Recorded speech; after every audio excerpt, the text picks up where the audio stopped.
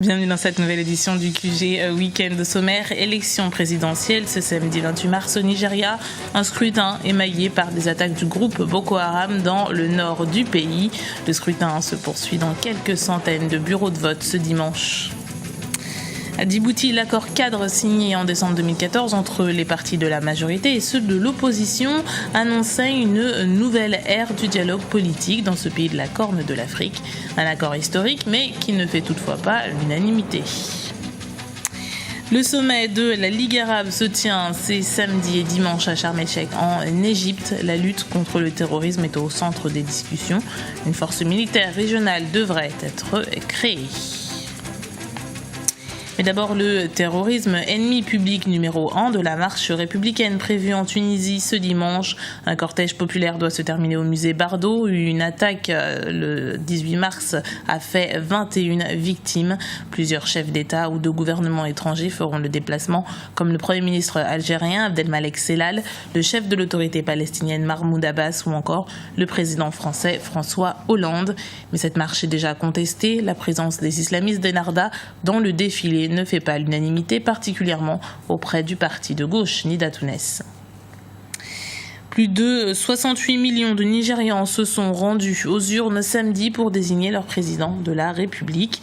Les bureaux de vote étaient ouverts depuis 7 heures. Les craintes autour de Boko Haram ont été affirmées avec le meurtre de 23 personnes dans l'état de Borno au nord du pays.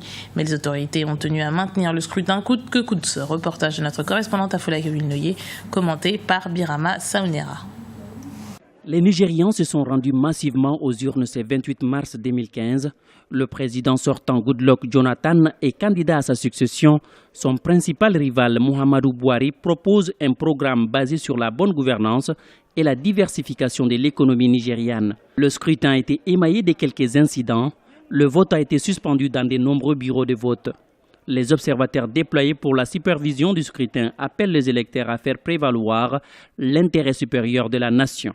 Les gens sont déterminés à voter et l'organisation continue de s'améliorer étape par étape. Cette élection est extrêmement importante pour l'Afrique, extrêmement importante pour le Nigeria surtout.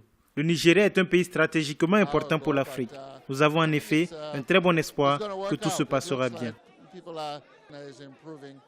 La commission électorale a aujourd'hui un rôle historique à jouer, celui de réussir à achever sans incident un processus électoral controversé. Nous attendons d'abord des élections pacifiques, des élections transparentes et des élections crédibles. Et nous pensons que c'est bien parti.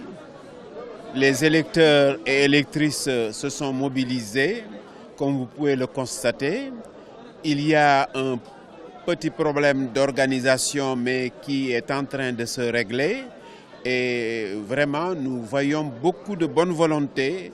Et nous félicitons la Commission nationale électorale pour le travail remarquable qui a été fait. Après ces élections présidentielles et législatives, les Nigérians voteront dans quelques semaines pour désigner les gouverneurs. Et vous le savez, la biométrie a fait son apparition dans le système électoral, non sans quelques soucis techniques. Lecteur de cartes en panne, cartes distribuées en retard. Les autorités ont donc décidé de poursuivre les élections ce dimanche dans 300 des 153 000 bureaux de vote. Aussi, les résultats attendus dans 48 heures seront également repoussés. 3 mois après la signature d'un accord cadre historique, peut-on parler d'apaisement politique à Djibouti? L'accord marque la fin d'un dialogue entre la majorité et l'opposition. Un dialogue débuté en août 2013 est né du résultat des élections de février, contesté par l'opposition. Mais l'accord en question ne fait pas l'unanimité. Kekili a fait tout. Climat politique apaisé à Djibouti depuis la signature de l'accord cadre le 30 décembre 2014 entre l'Union pour le salut national, coalition des partis d'opposition, et l'UMP, la majorité au pouvoir. Un accord historique survenu après 18 mois d'intenses négociations et qui a permis l'intégration au Parlement de 8 députés USN ayant contesté les résultats des élections législatives de février 2013.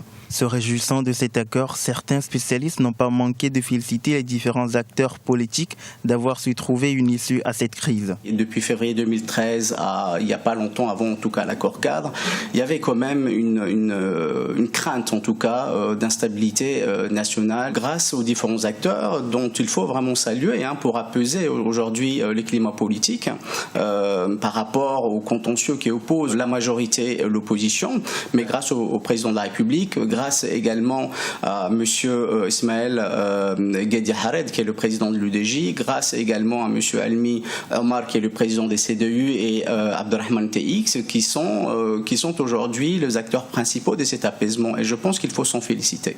Pour les observateurs, si cet accord représente la fin du contentieux politique, il est loin de résoudre le manque d'organisation de l'opposition. De lors que le message que l'USN voulait véhiculer depuis en tout cas les élections législatives de 2013 ont été nuancées de toutes parts parce que on n'a pas compris en fait le message politique exact. De lors qu'il y avait déjà une absence totale d'un projet politique parce que c'est ce qui aurait primé.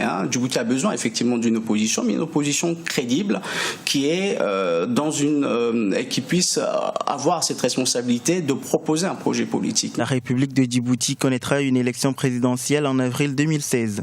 De la réussite de ce scrutin dépendra la consolidation de l'unité nationale et la cohésion sociale.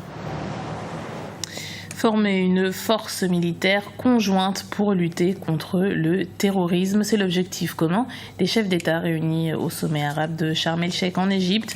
L'événement se tient samedi et dimanche. L'État islamique s'impose comme la principale cible.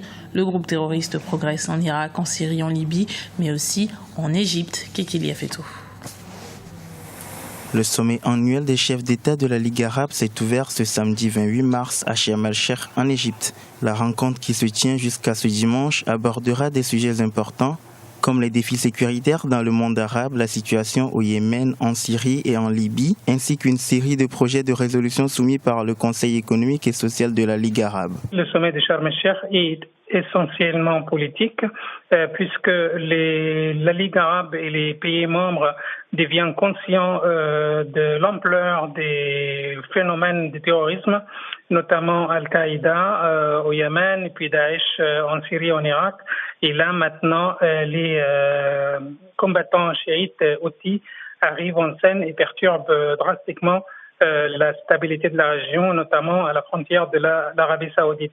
Donc on voit que plusieurs pays arabes sont ravagés par des conflits en Irak, en Syrie, Libye et Yémen. Dès l'ouverture du sommet, les chefs d'État ont réaffirmé leur intention de créer une force multinationale pour combattre les groupes terroristes dans la région. Disposant de l'armée la plus nombreuse et la mieux équipée du monde arabe, l'Égypte s'affiche comme le fer de lance de cette force. L'Égypte se propose le fer de lance d'une force de frappe aérienne et le Caire est le mieux équipé du monde arabe avec une armée assez puissante.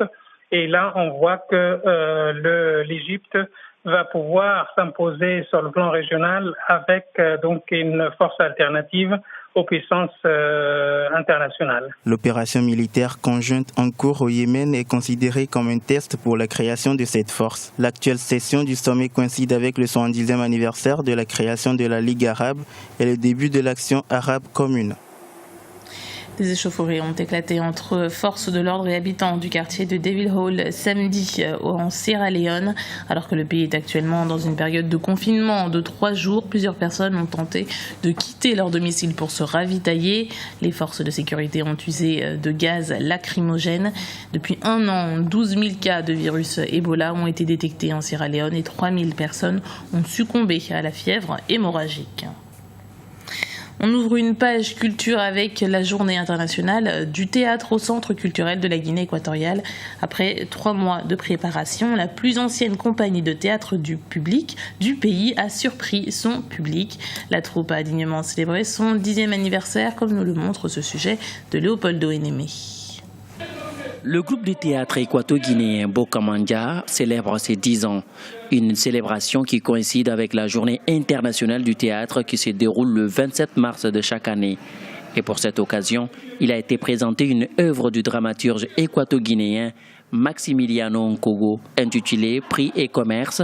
La pièce théâtrale aborde le thème de la corruption, des détournements de fonds et des pertes de valeurs morales. Parfois, les acteurs utilisent le théâtre pour montrer ce qui se passe dans les différentes communautés. Et le travail d'aujourd'hui, c'est une photo de la réalité sociale de la République de la Guinée équatoriale. Présents sur les scènes de la Guinée équatoriale et à l'international, les acteurs de la troupe évaluent aujourd'hui le chemin parcouru. Avant, j'étais trop timide. Je ne pouvais pas regarder les gens quand j'étais sur scène. Mais 10 ans avec la troupe théâtrale Bokamanja m'ont permis d'apprendre beaucoup de choses. J'ai par exemple pu surmonter mes peurs. Cette année 2015, la compagnie Bokamanja a présenté 22 œuvres à travers tout le pays. L'ouvrage Prix et commerce, exposé le 27 mars 2015, a remporté le meilleur prix du théâtre au concours littéraire du 12 octobre 2009. C'était le journal de la rédaction. Merci de l'avoir suivi. Retrouvez dans un instant une nouvelle édition du QG Week-end sur Africa 24.